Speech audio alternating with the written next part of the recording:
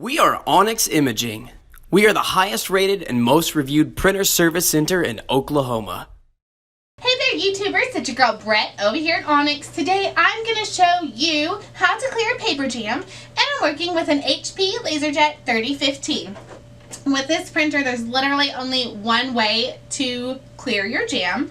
So what you're going to want to do is press this button right here, lift up this top hatch. If your printer has jammed, it will be under the toner cartridge, so pull that bad boy out, and then the paper would be here. Just be very careful, it's going to be hot in there, and anytime you're clearing a jam you want to make sure to go slow and gently so you don't rip pieces of paper off in there or damage parts, which would in result cause more jam.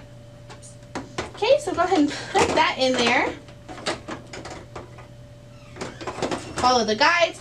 Once you hear it click, you know it's installed correctly. Shut your top hatch and you should be good to go. If you're seeing lots of printer jams, it's probably time to put your printer in for a service. If you need any supplies or quotes, give your girl Brett a call and have a great day. Thank you for watching. If you're interested in how you can receive free labor on all of your service calls, as well as how to qualify for free printer upgrades, contact us today. We are here for all of your printer and office supply needs.